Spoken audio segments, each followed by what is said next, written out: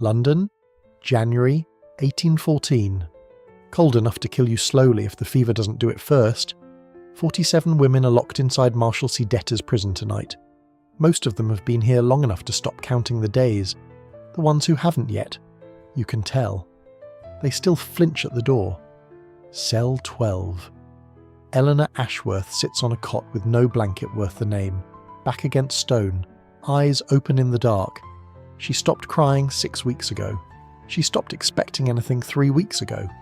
What she's doing now is harder to name. Surviving, technically, though she'd argue the word. 26 years old. Her father's daughter. She had a house in Wiltshire, a name that meant something, a future. Then her stepfather signed it all away to men he owed money to, boarded a ship and disappeared. Her name is still on the debt. She is the debt. She doesn't hear the gate when it first opens. She hears it when it hits the wall. Not the warden's knock, not a guard's shuffle. Something crashes through that entrance like it owns the building, and then boots on stone, fast and deliberate, getting louder. Eleanor does not lift her head. She has learned that lifting your head in this place costs you something every time. The boots stop outside cell 12. The lock turns. She looks up, and what she sees standing in that doorway is not the warden. Subscribe, you won't want to miss what he says next. The warden has been at Marshalsea 11 years. He has seen things that would rearrange the furniture of your soul. He has never seen a duke, not here. Not at 10:30 on a Tuesday with rain dripping off his hat brim and an expression on his face that makes the warden feel, briefly, like a piece of furniture. Edward Cavendish, the 8th Duke of Ashmore. He hands nothing to the warden. He says, "Your prisoner registry, now." The warden produces it in under 30 seconds. His hands shake a little. The Duke doesn't look at it yet. He looks at the warden, grey eyes, very steady, and says, "I purchased this facility at 9 o'clock this evening. Every debt held in these walls will be cleared by morning, every prisoner released. I came for one woman. Take me to her." The warden says, "You bought the prison, Your Grace?" Ashmore answered, "An hour ago. I came to collect what belongs to me." He opens the registry. One gloved finger moves down the page. Stops. Cell 12. He doesn't explain. He doesn't need to. He just follows the warden down the corridor with the expression of a man settling a debt he's carried too long. Eleanor hears boots on stone. She does not look up. The door opens anyway. She looks up. He's tall, rain dark, immaculate in a way that feels almost offensive in this place. She takes in his coat, his gloves, the jaw that looks like it was cut rather than grown. Then she gets to his eyes, grey, and fixed on her with something she cannot immediately name. She runs through the options: pity, revulsion, duty, lands on none of them. He looks at her like he's been looking for her. Eleanor says, "I don't know you," Ashmore responds. "No, but I knew your father." Long pause, the kind that has weight. And then Eleanor, "My father is dead."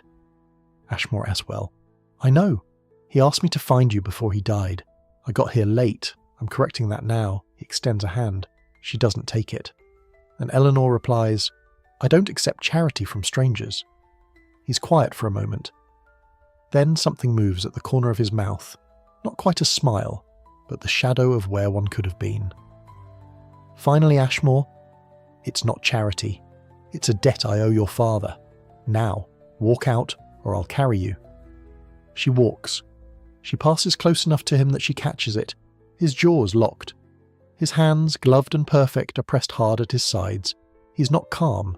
He's holding something, the way a man holds something that has been burning in him for a long time and has finally found somewhere to go.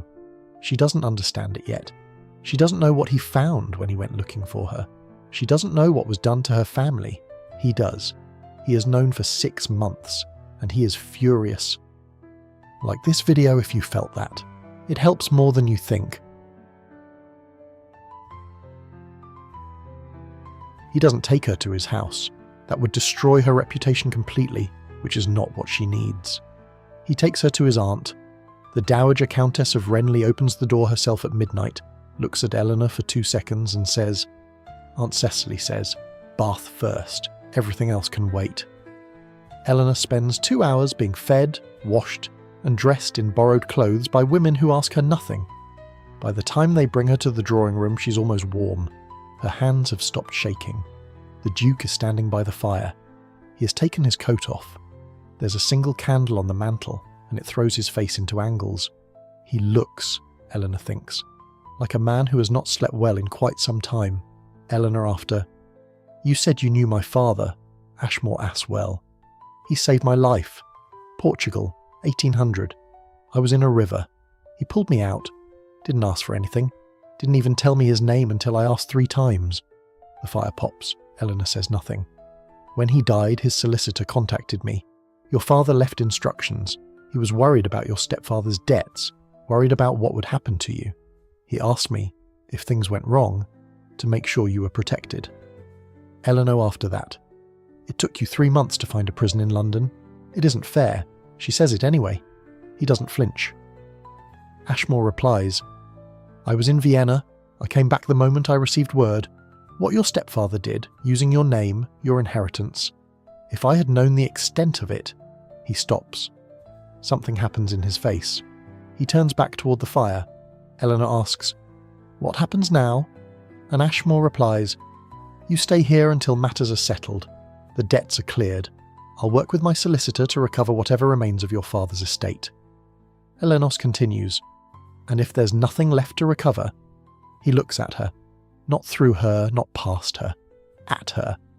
Ashmore trying to convince her, "Then we find you something appropriate. A position. A future. You won't want for anything, Miss Ashworth. I'm giving you my word." She believes him. She doesn't know why. She's known him for 40 minutes. But there is something about a man who has clearly endured things and kept going anyway. You either trust that or you don't, and she does. What she doesn't know is that there's a fourth option. One he's been turning over for 6 months. One that would fix everything and break everything at the same time. She learns about it on the 4th morning. Not from him. From his aunt, who is 70 years old, has outlived 3 husbands, and has the communication style of someone who simply doesn't have time left for indirection. Then, Aunt Cecily.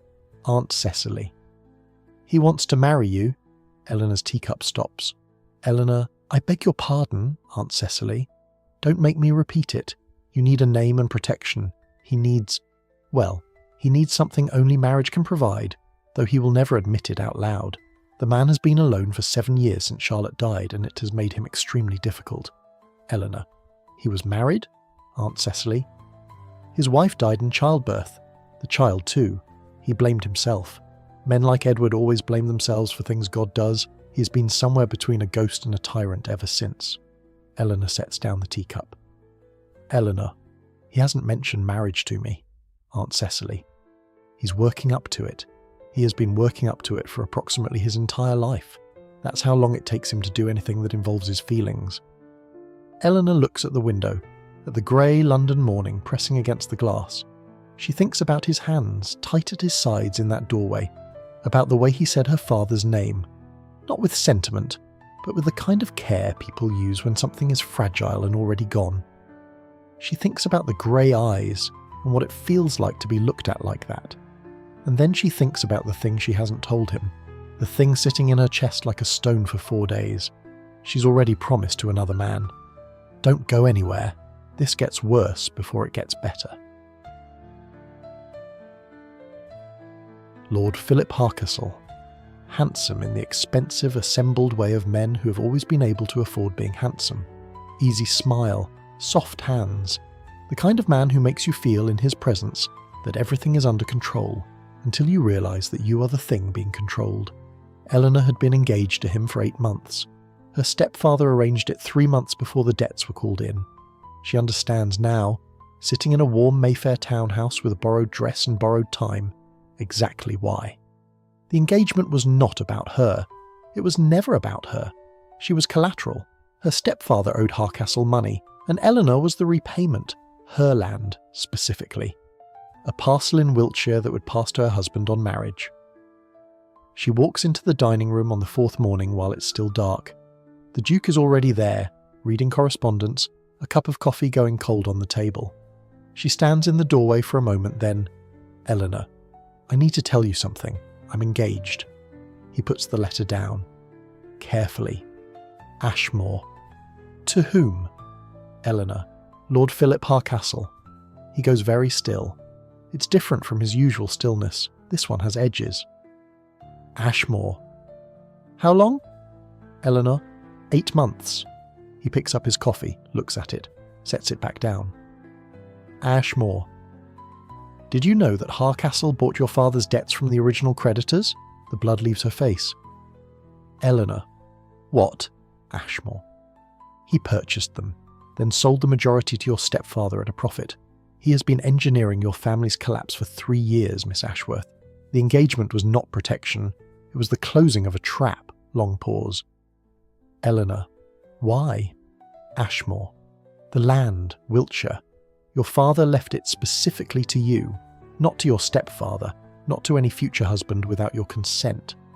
Harcastle wants it. He has always wanted it. And he found a way to put you in a position where either you marry him and he gets it, or you stay in prison long enough that he can buy it for almost nothing. She stands up. She needs to. Eleanor, you've known. You've been investigating him. Ashmore. 5 months? Yes. Eleanor, and you didn't tell me. His jaw tightens. Ashmore. I was going to. There is no good moment for news like this. She walks to the window. London, grey, unyielding. Her father's land. Not gone. Just in the hands of a man who has been planning this for years. Harcastle, smiling, steady, assembled. Circling. Eleanor. I have to end the engagement, Ashmore. Yes, carefully. He has connections with the magistrate if he calls in the remaining debts. Eleanor. He'll have me put back. The Duke stands. He crosses to where she stands at the window and stops beside her. Close enough that she can see his reflection in the glass. That jaw. Those eyes. Ashmore. He will not touch you. I won't allow it. She turns to look at him. He's closer than she expected. He's looking down at her with an expression that is not managed or careful or diplomatic. It is certain. That is the only word for it. Eleanor. You can't promise that, Ashmore. I can. I am. Eleanor. Why? A pause. Something moves in his face. Not a new thing, but an old thing finally being named. Ashmore. Because I spent 6 months looking for you. I am not going to lose you to a man like Harcastle now that I've found you. Standing at a window in Mayfair at 7 in the morning, with the city grey outside and a man's reflection watching her, Eleanor Ashworth understands that this stopped being about her father's debt a long time ago. Subscribe so you don't miss the confrontation. It's worth it. Harcastle arrives 2 days later, smiling when the butler opens the door. Still smiling in the entrance hall. He stops smiling when he enters the parlour and sees the Duke of Ashmore standing by the fireplace with his hands behind his back and nothing on his face. Harcastle. Ashmore. I wasn't aware you were involved in this situation. Ashmore. Sit down. Not an invitation. Harcastle sits. Eleanor is across the room, her back straight, her hands in her lap. She has sat in a prison cell for 3 months. A man in a parlour is not a problem. Harcastle. My dear, what an ordeal you've been through. I tried to reach you, but with the circumstances... Eleanor. You bought my father's debts. The smile stays. It just stops meaning anything. Harcastle. I'm afraid I don't quite follow. Ashmore. Harcastle and Associates. Drummond's Bank. March 14th, 1813. I have the transaction records. I also have correspondence between your man of business and Eleanor's stepfather from 6 months prior. Dated, signed, quite clear. Silence. Harcastle looks at Eleanor, at the Duke, back at Eleanor. Something cold and quick moves through his eyes. Harcastle. She's engaged to me. Whatever arrangement you're attempting here, the engagement is legally binding. Eleanor, I'm terminating it. Harcastle. On what grounds? Eleanor. Fraud. The word hits the room and stays there. Harcastle. You'll never make that stick. Your word against mine. And you're... Ashmore. A woman with no resources. Yes. I thought that was where you were going. He takes 1 step forward. Just one. But Harcastle, for all his planning, for all the years of careful manoeuvring, had not thought through what it would feel like to have Edward Cavendish look at him the way he looks at him now. Like a problem already solved. Ashmore. You're going to sign a release on all outstanding Ashworth debts today. You're going to return the proceeds from the estate sales. My solicitor will assess the figure, and you're going to leave London for a minimum of 2 years. Hardcastle. Or what? You'll ruin me? Ashmore. I won't need to. I'll have a conversation with the Lord Chief Justice, who is my godfather, about fraud, coercion, and the deliberate imprisonment of a gentlewoman through manufactured debt. He'll ruin you. I'll just be there. The fire. The silence. Hardcastle's jaw works. And then, because men like Hardcastle are, at the core, cowards, he picks up the pen and signs. He signs. But when he stands to leave and looks at Eleanor, it isn't defeat on his face. It's patience. The look of a man who has other cards and knows it. Neither of them understands, not yet, what he already put in motion before he ever walked through that door. Like and subscribe, just the ball scene is coming. You don't want to miss it.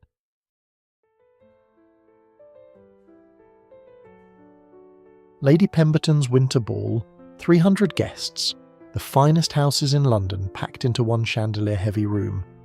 Hardcastle had arrived an hour early. He spent that hour talking. By the time Eleanor descends the stairs on the Duke's arm, the whispers are already running 3 rooms deep, that she was in prison, that she is penniless, that the engagement was broken for reasons that reflect well on no one. Eleanor hears it the moment they enter. A word here, a turned back there. She feels the Duke's arm go rigid under her hand. She looks up at him. His face is blank, completely blank. She has learned, in the past week, that blank is the worst sign. Eleanor, you don't have to. Ashmore. Stay beside me. He walks her to the centre of the room, not the edge, where you can survive whispers by staying small. The absolute centre, under the main chandelier, where 300 people can see exactly where he puts her. The music winds down. He turns to face her. He takes both her hands, clearly, deliberately, in front of everyone. And he says quietly, so only the nearest 30 people can hear, which means in 10 minutes, everyone in the room will know. Ashmore. I've asked Miss Ashworth to be my wife. She hasn't answered me yet. I'm hoping she will tonight. 300 people hold their breath. Eleanor looks at him, at the grey eyes, open for once, genuinely open, not controlled, not managed, tired and careful and hoping. She thinks, cell 12, January. A door crashing open in the rain. She thinks, hands pressed hard at his sides because he was furious on her behalf, for 6 months before he ever met her. She thinks, he bought the prison. Across the room, Hardcastle watches with a face like stone. The room waits. Eleanor Ashworth, who stopped expecting anything 3 weeks ago, makes a decision. Eleanor. I suppose I'd better say yes. Something breaks open in his face. He presses both her hands to his mouth. 300 people exhale. Hardcastle leaves the ball 11 minutes later.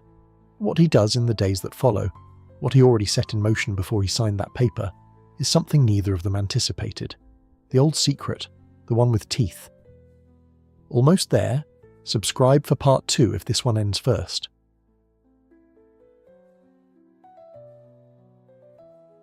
The carriage back. Late. Rain again, the London kind that doesn't stop. He tells her about Charlotte. Not the official version, his aunt's version. Practical and 3 husbands removed from sentiment. He tells it the way he has not told it to anyone. Ashmore. She was young. Younger than I understood at the time. I think she was frightened of me, near the end. I didn't know how to. I was worse then, more closed. I didn't know how to be anything other than what I was. Rain on glass. Ashmore. When she died, I decided I had used up whatever I had, for caring about people. I decided I wasn't built for it, that I did damage when I tried. Eleanor. And now? He looks at her across the carriage. The street lamp passes, and in that half second of light she sees everything. The lines around his eyes, the grey at his temples, the mouth that has been called cold by people who never watched him when he thought no one was looking. Ashmore. Now I find that decisions made in grief don't have to be permanent, if something challenges them. She holds his gaze. Eleanor, I should warn you, I'm not easy. I have opinions and I don't manage difficulty gracefully, and I intend to run the Wiltshire estate myself. regardless of what the law prefers. Ashmore, I know. Eleanor, you've been warned. Ashmore, Miss Ashworth, I bought a debtor's prison for you. A beat. Ashmore, your opinions don't frighten me. The carriage stops, neither of them moves. Outside, London, the city that locked her in cell 12 and forgot she was there. The city where Hardcastle is still somewhere in the dark with his old secret and his patience, but in here, warmth. His hand not quite touching hers, grey eyes. Eleanor leans forward and kisses him. He is still for 1 second.